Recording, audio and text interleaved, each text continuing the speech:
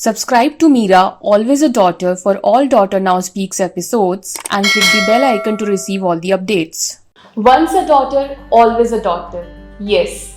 Hindu succession act, इसके बारे में तो हम सभी जानते हैं, लेकिन फिर भी हमारी बेटियों को शुरू से अंत तक इतना संघर्ष करना पड़ता है कि या तो वे आगे आती ही नहीं है, और अगर आगे आती भी हैं तो उन्हें परिवार और समाज के डर से या उनके दबाव से पीछे हटना पड़ता है और अपने अधिकारों को छोड़ना पड़ता है।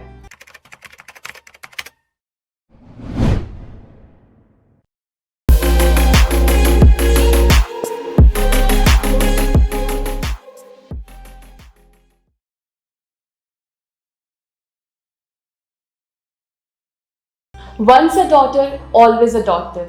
Yes. हिंदू सक्सेशन एक्ट, इसके बारे में तो हम सभी जानते हैं, लेकिन फिर भी हमारी बेटियों को शुरू से अंत तक इतना संघर्ष करना पड़ता है कि या तो वे आगे आती ही नहीं है, और अगर आगे आती भी हैं तो उन्हें परिवार और समाज के डर से या उनके दबाव से पीछे हटना पड़ता है और अपने अधिकारों को छोड़ना पड़ता है, जिससे सारी कुरीतियां चलती चली आ रही हैं। आज ये बहुत ही इम्पोर्टेंट विषय है जिस पर हम बात करने जा रहे हैं, इनहेरिटेंस राइट्स। और हमारे साथ है श्री विवेक अत्रे जी, जो कि एक कामयाब आईएएस ऑफिसर होने के साथ ही एक लेखक और टेडेक्स स्पीकर भी है।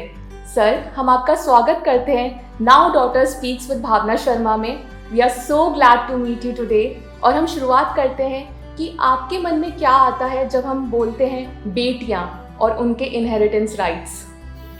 थैंक यू भावना। एक तो आपने मुझे इनवाइट किया इस सेशन के लिए, इस डिस्कशन के लिए। बड़ा इम्पोर्टेंट सब्जेक्ट है, इसमें हमें बात करनी भी चाहिए और गहराई से बात करनी चाहिए और लोगों को अवेयरनेस भी करनी चाहिए। और मेरी भी 2 बेटियां हैं, तो जब बेटियां लफ्ज़ आता है तो एकदम से प्यार ही आता है उनकी तरफ। और 2 सिस्टर्स भी हैं, तो मैं तो हमेशा घिरा रहा हूँ young girls and slightly older girls से। लेकिन क्या है कि हमें रिस्पेक्ट भी करना है उनको, हमें प्यार भी देना है, हमें उनको इज्जत भी देनी है, हमें मौका भी देना है, अपॉर्चुनिटी। उसके लिए अभी तक समाज को काम करना है। उसके लिए जो भी आप कर रहे हैं उसके लिए आई वुड प्रेज यू। और मैं चाहता हूँ कि जितना हम अवेयरनेस क्रिएट कर सके उतना अच्छा है। Sure sir. सर, मैं आगे बढ़ना चाहती हूँ। मैं ये जानना चाहती हूँ, जो बेटियाँ आगे आ रही हैं अपने इनहेरिटेंस राइट्स के लिए, वो कहीं ना कहीं फैमिली से दब जाती हैं। अगर हम फैमिलीज़ के अगेंस्ट जाके कंप्लेन भी करें पुलिस में, तो पुलिस का बहुत क्लियर रहता है कि हम घर के मामलों में साझेदारी बिठा सकते हैं, बट उस crime there is a lot of crime that happens daughters के अगेंस्ट, बट उसके लिए कोई आवाज़ नहीं उठाता है and court procedures takes their own time. So उसमें हम कैसे बेटियों की हेल्प कर सकते हैं? सबसे बड़ा है अवेयरनेस। ऐसा है कि एम्फेसिस सोसाइटी का किस चीज़ के ऊपर है, वो है अब Indian girls and women have been the strength of Indian society. जो फैमिली है वो इसलिए नहीं टूटी इंडिया में सदियों से कि जो गर्ल या वुमन है उसने चुपचाप ही सहा, जो भी उसके अगर प्रति कुछ अत्याचार भी हुआ या उनको कुछ सहना भी पड़ा, मुश्किल भी हुई, लेकिन वो चुपचाप सहती रही। अब आ गया अवेयरनेस का दौर, सोशल मीडिया का दौर, where women have become more aware. अब ये अवेयरनेस जो है उसकी वजह से वो स्ट्रांग हो गई। तो अब ये बात आ रही है, जो अच्छी बात है। तो थोड़ा सा इक्वालिटी की तरफ हम जा रहे हैं, लेकिन बहुत दूर अभी जाना है। जैसे आपने कहा, इनहेरिटेंस राइट्स के लिए अभी बहुत रिफॉर्म की जरूरत है, अवेयरनेस की जरूरत है, फैमिलीज की काउंसलिंग की जरूरत है। और ट्रेडिशनल फैमिलीज में कई जगह अभी तक ये प्रॉब्लम ज्यादा है। जहाँ पे मॉडर्न आउटलुक है, boys and girls are the same, वहाँ पे ये प्रॉब्लम नहीं है। प्रॉपर्टी गर्ल्स को उतनी मिलनी चाहिए जितनी बॉयज को, उतनी राइट है, ये साफ है। Yes sir. सर, मैं अभी आपने जैसे मेंशन किया कि इक्वल है बॉयज़ और गर्ल्स का राइट, तो उसी को मद्देनज़र रखते हुए आपने जैसे कहा कि अभी बहुत लंबी लड़ाई है, पर फिर भी क्या आप कभी किसी बेटी से मिले हैं जिसने इस इनिशिएटिव के लिए स्टैंड लिया हो, या फिर उसको बिना किसी स्ट्रगल के उसको उसका इनहेरिटेंस राइट मिला हो? नहीं, मुझे पता है कि आप भावना काफी कुछ कर रहे हो इसमें, ये तो मुझे पता है। और मैं क्योंकि डीसी रहा हूँ, डिप्टी कमिश्नर रहा हूँ, एसडीएम भी रहा हूँ, तो मैंने बहुत से केसेस देखे हैं जिसमें कि एक तो एल्डरली लोगों को कई बार जो यंगर जनरेशन है वो उनको डिस्पोजेस कर देते हैं, अपने नाम प्रॉपर्टी करा के फिर उनका रिस्पेक्ट कम कर देते हैं। एक तो एल्डरली की प्रॉब्लम है। दूसरा जो बेटियों की प्रॉब्लम आपने कही कि बेटों को प्रेफर किया जाता है, वो भी बहुत बड़ी प्रॉब्लम है। लेकिन मेरे जो सर्कल्स में मैंने देखा, सोशल सर्कल्स में ये अवेयरनेस आ रहा है और गर्ल्स को राइट्स मिल रही है। अब क्या है कि दूर दराज के डिस्ट्रिक्ट्स में, गाँव में, छोटे कस्बों में, पूरे इंडिया में अगर हम देखें, नॉर्थ इंडिया में खास तौर पे देखें तो बहुत अभी बाकी है काम करना। तो मैंने भी देखे केसेस, लेकिन यह है कि जितना हम पुलिस को, कोर्ट्स को और एडमिनिस्ट्रेशन को अवेयर करेंगे उतना ही हम आगे बढ़ पाएंगे। और साथ में एजुकेशन, जो स्कूल कॉलेज की एजुकेशन है, गर्ल्स को अवेयरनेस होनी चाहिए, पेरेंट्स की काउंसलिंग होनी चाहिए।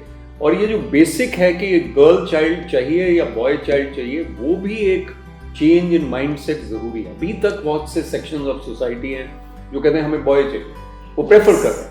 आपको पता है कि PNDT एक्ट के तहत sex determination is not allowed, तो वो उसकी वजह से बहुत फर्क पड़ा। हरियाणा जैसी स्टेट में सेक्स रेशियो बहुत इंप्रूव हुआ, गर्ल्स अब बढ़ी हैं, लेकिन फिर भी काम काफी बाकी है।